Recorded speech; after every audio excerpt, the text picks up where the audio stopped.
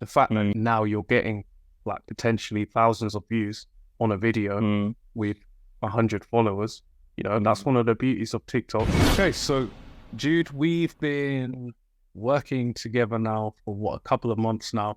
Maybe it's coming up to 3 months, and I've been more so just guiding you a little bit in breaking into the music industry, the presenting industry, the TV industry for you. You recently graduated from uni on what course? Media production. Media production, and now you're looking to do what? I'm looking to go into either presenting or producing. So what's the main goal of us working together here? It's trying to see where I can go in, like get my way into the industry and how to do so. So like working with social media and working with people, getting contacts, things like that. Perfect. And you weren't working in it before? I was at one station for like a year, and then another station for 2.5 years as presenter and producer and station manager. Was that a paid position? Yeah. Okay. How much were you getting for that at that point in time? Because it was only student. Okay, so it's a student like station. a student thing. Yeah. So now we're looking to step out into the professional side. Yeah.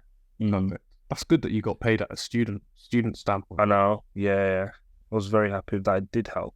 Okay, so last time we spoke, we kind of spoke about the importance of having a strategy, not only for essentially refining your craft, getting better at what you do, but then also combining that with a way of being seen, actually getting yourself in front of the right people. So talk to me about what we did, leaving our last kind of video conversation, what you've done off the back of that and how it's been going.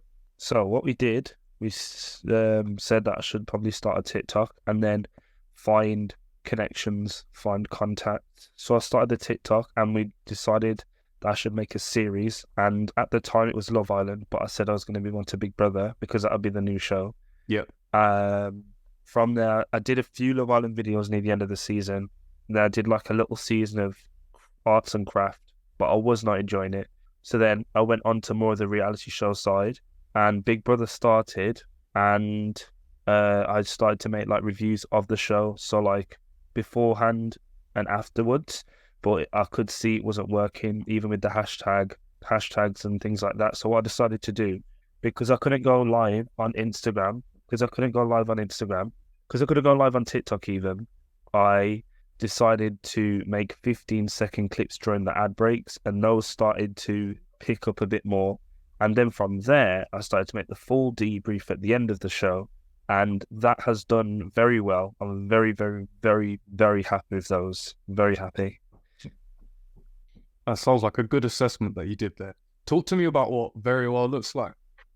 Okay.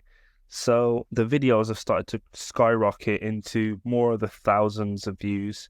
So daily they get. And your account was new, wasn't it? You had like very new, less than 100 followers. Is that right? Or I had about that 30 followers. Okay, here we go. And now I have 100 followers. Okay, so things are picking up, but more importantly, the videos are starting to get traction.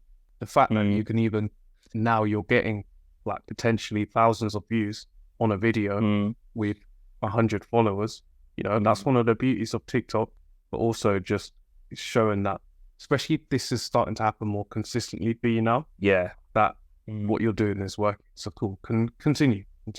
Yeah. So from there, I started to make the videos a lot more. So I make one every day. So I make the big debrief at about 11 o'clock. That's after Big Brother and Late and Live. Or I'll make it halfway through Late and Live because I know not a lot of people watch it. Then I make one in the morning. When you say make it, sorry, Jude, is that you make it as in it schedules to go up at that time, or you actually film it at that point? I film it round about that point. Okay. And then I'll put it out about goes up 5-10 minutes, depending on how long. I just upload it straight away. Okay, so you're doing a really quick turnaround. Yeah, because the thing is, I've always done quick turnarounds being at the radio.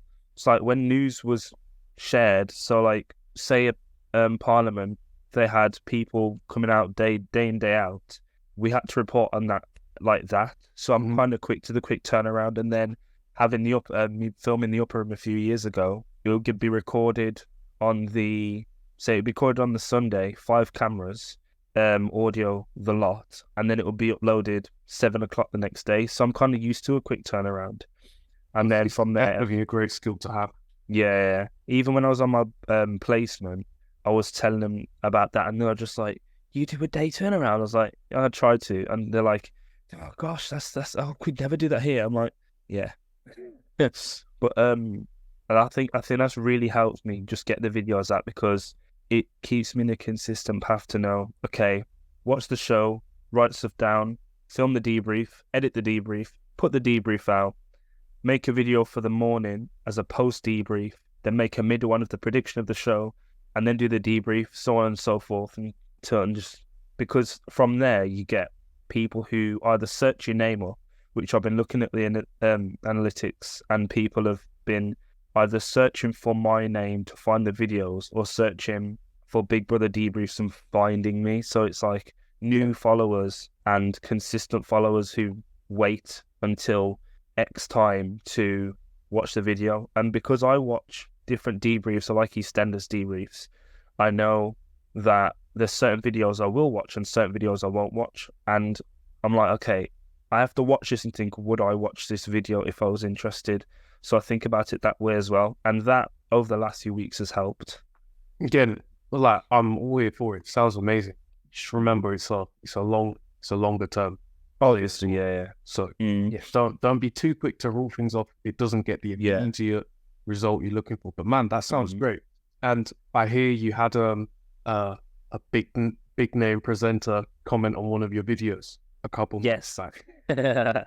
I had Alison Hammond commented, and so did Cineworld as well. So that was Alison Hammond commented, Cineworld liked a video and commented, and Dan Povenmire, who made Phineas and Ferb, liked one of my other videos, me talking about how the Pay the Platypus theme is practically just James Bond and all the James Bond songs in one, and he likes that. It's great. It's a crazy world that we live in now, that literally you can essentially put yourself in their living room with the world today. And this was kind of like exactly what I was breaking down to you, wanting to get across when we first spoke, you know? Yeah. The idea of, one, having a series of content, it forces you to develop your skills, but also exactly, you're just giving yourself that chance, that opportunity to actually put yourself in those rooms. Like 10 years ago, maybe more like 15 years ago now, but even still 10 years ago, this wasn't really a thing.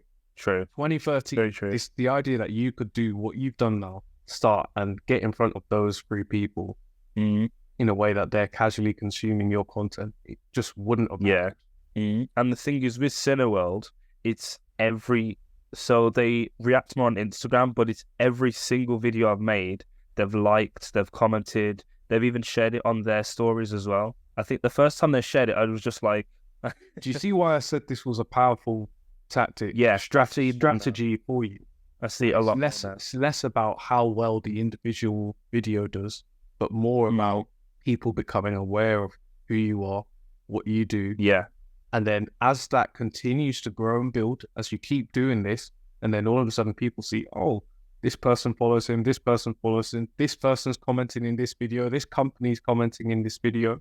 All of a sudden, it's so much easier to get the attention of companies you actually want to partnership with.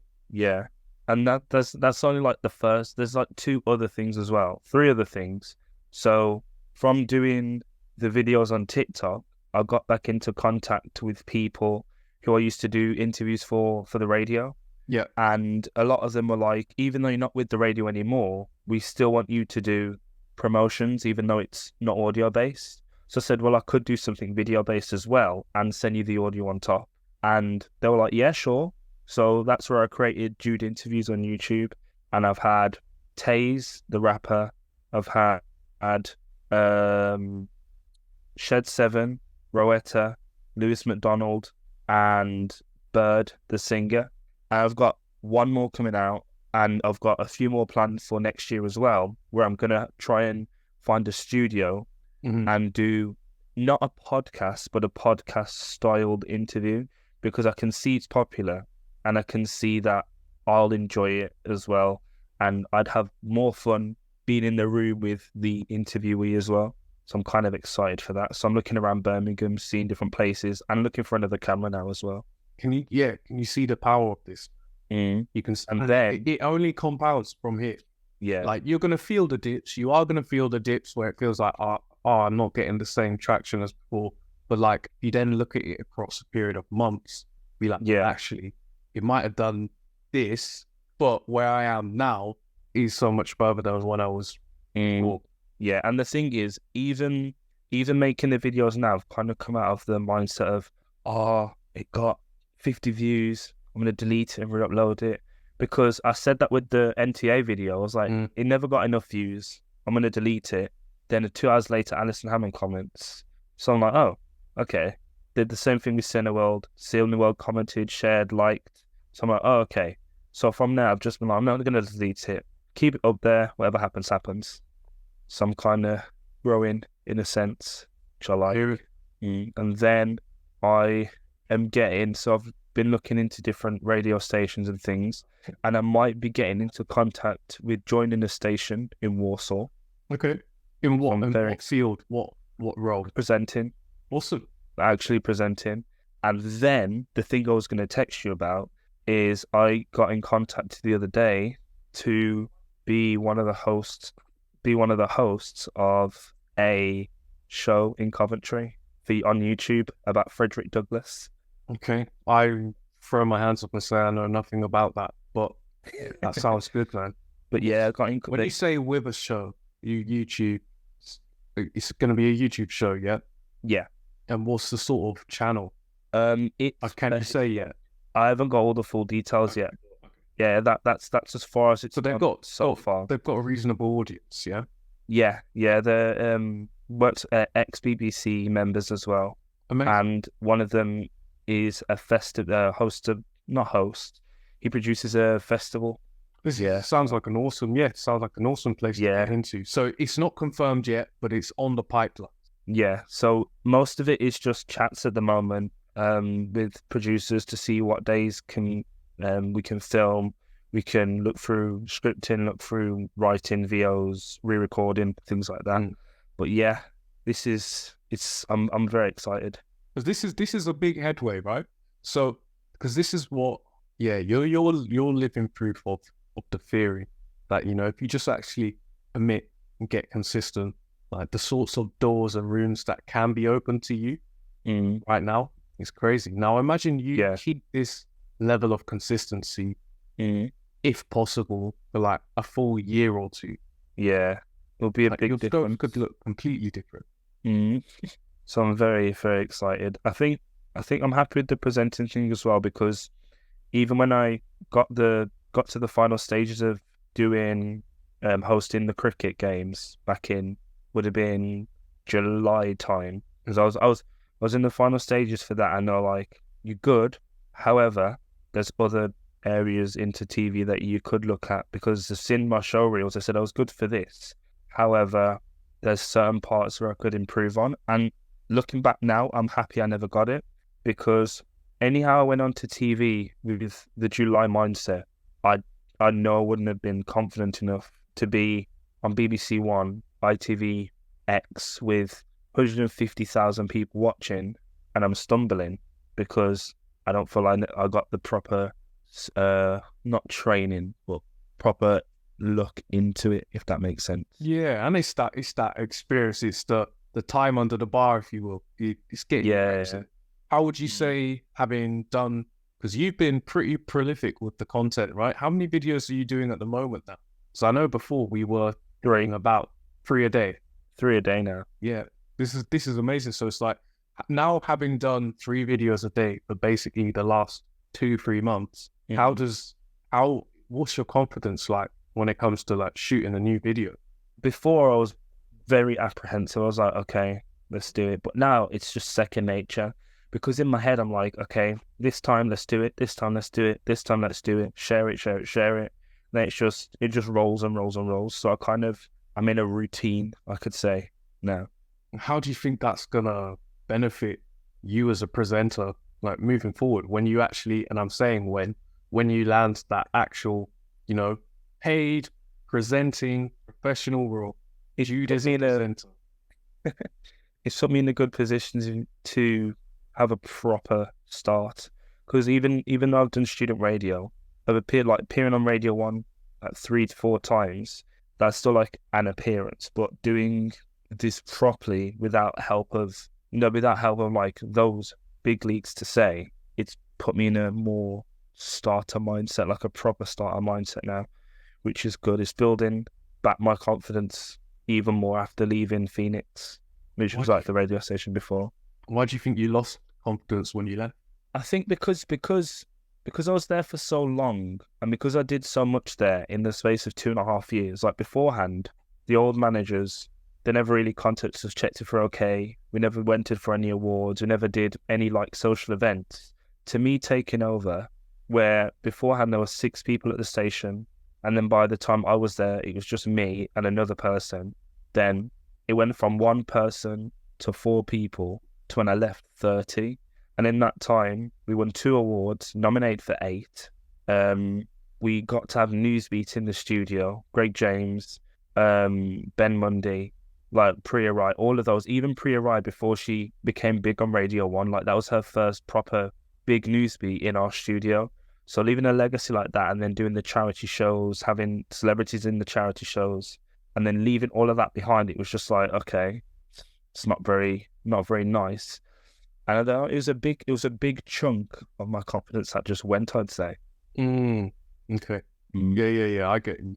That kind of almost for you in your head cemented like you as Jude, the presenter, the radio person. Yeah. You left, you're like, I get that.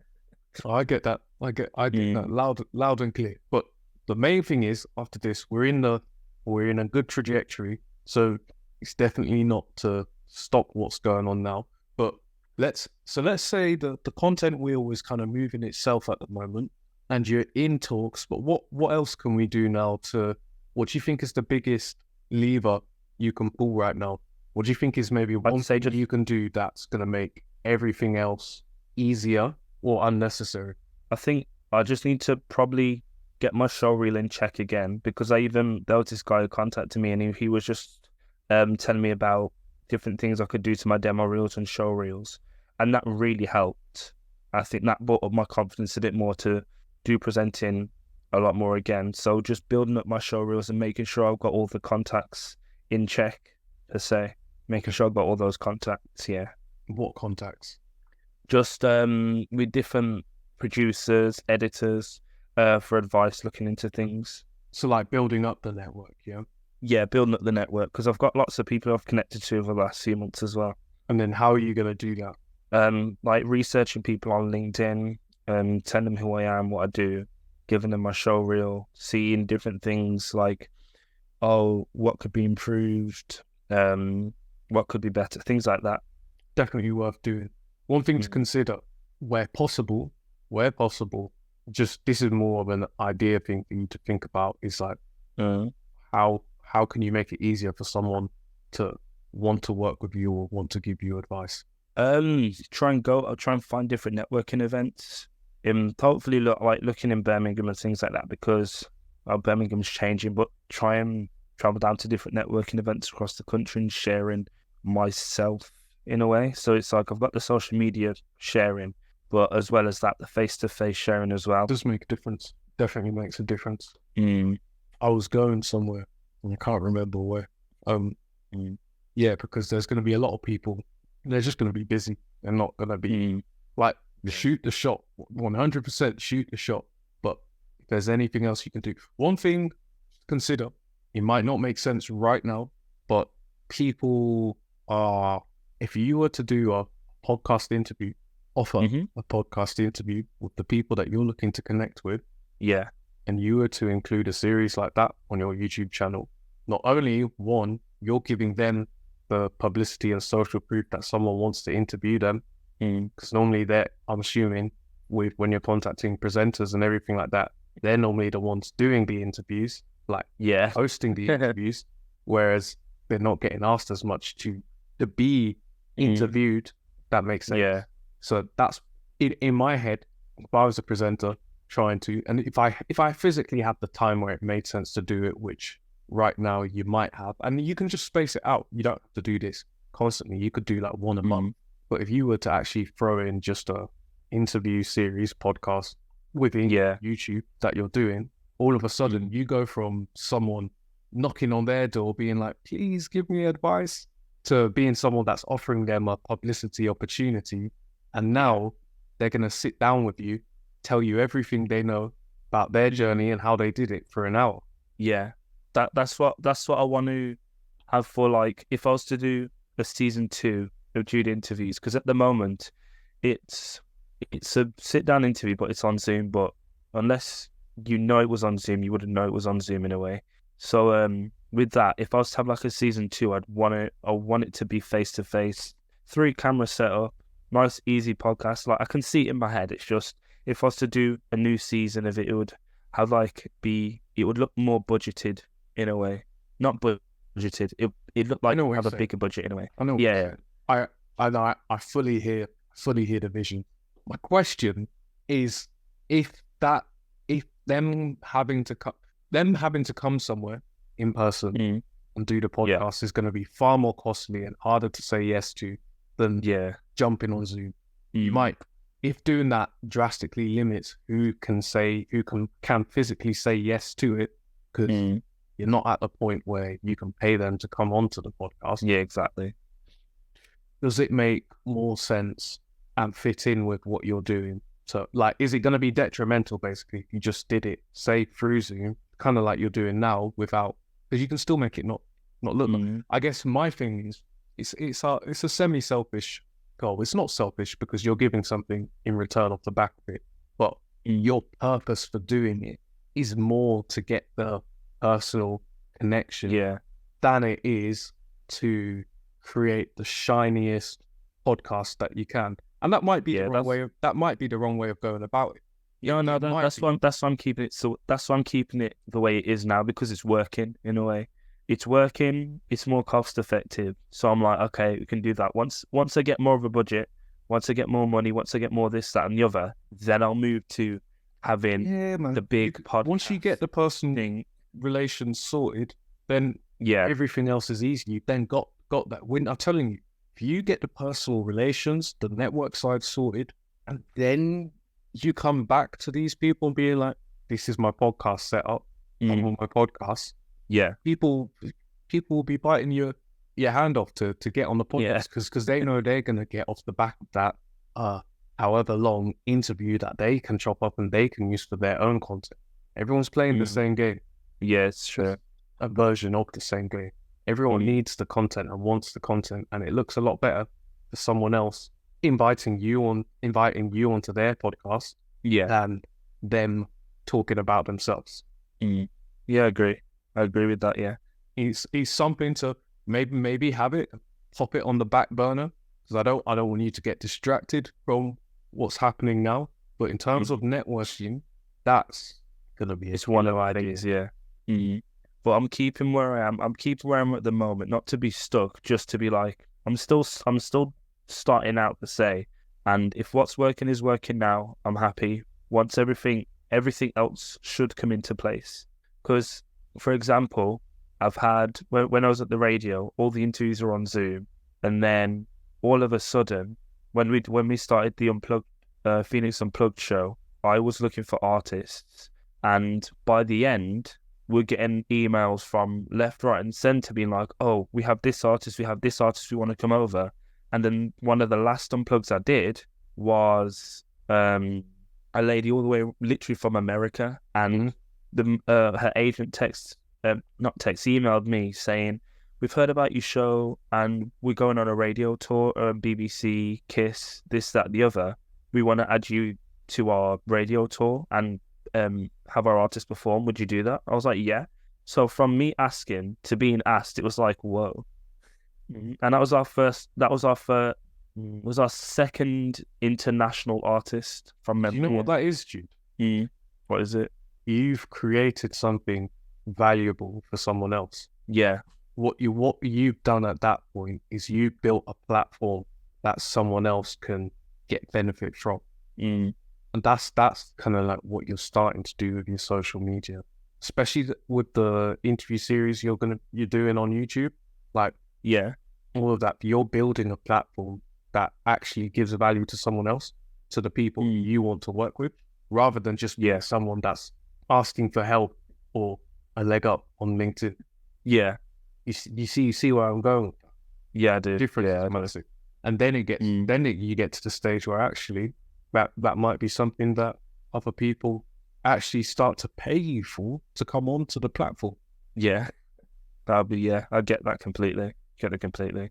Because here's the thing, we've entered a weird time with a lot. I've been thinking about this a lot lately, coming from music industry world and then like moving into more like luxury events, and then now I'm kind of slowly stepping into like helping businesses and individuals basically put themselves forward and get more brand opportunities and PR opportunities. But it's now a case where before you needed a massive audience, right? Someone else to want to work with you or come on your feet. Now you just need to be able to make good content. Yeah. Because where most people struggle is physically making the content. Yeah. So if by doing an interview with you, or they're like, hang on, I get to do an interview, not only are you going to go and share it, but I now get content that I can chop up into 10 different reels, TikToks, shares. Like, that's super valuable. And I get the added social proof of being interviewed. So my content is me being interviewed, right? Yeah. Rather than me talking about what I do. Because everyone's going to talk the best about what they do, but you've added that extra layer for them of being someone that is being interviewed. Yeah. Which means someone else thought that person's opinion was valuable. Yeah. Which means it's inherently human psychology. It makes it more likely that they're going to listen. Because you've raised that person's authority just by the fact that you're interviewing them. 100%. Yeah, I get that. 100% get that. And I agree. It's like I'm happy with where it's going. I'm happy with who I'm becoming in. Sounds good, man. Industry more. Yeah, it sounds good. You sound definitely on you're starting to find that groove that's working for you. So I wouldn't go about changing much right now, other than keeping. Like, it's kind of now, it's like keeping it going even when it looks like it's not doing as well as it used to. It's kind of pushing past that sticking point. Yeah, I agree with that. Cool. I think as well because it's been different to how I would have done things 3 years ago. So starting out the radio, everything was widescreen. All the videos we put out were widescreen, and by the end, we were doing portrait videos with portrait at the top and a big landscape video at the bottom. Like, everything changes. So going into that fully, it's been interesting because everything I've done has been long form content. Now it's short form, so it's a nice different thing. I'm starting to learn, and then learning the color grading as well on the side. It's sounds good. Yeah, this is a good place to hold. I think definitely keep doing what you're doing. Yeah. I'm happy to hear the progress. I'm happy to hear the talks and meetings that happen. So I look forward to you reporting back to me with more that's going on, and we will jump on a call again to document this, because this is my theory. It's not my theory. It's nothing new. I've not come up with anything new. There's nothing new under the sun. But the time we live in now is crazy. Yeah, very true. It's for many reasons, but what you can do and what's possibly going to happen in the next even couple of years, man, I'm waiting to see myself. So keep pushing, man. Keep pushing. Will do. And we shall catch up whenever we decide to next jump on a call. Yeah, sure.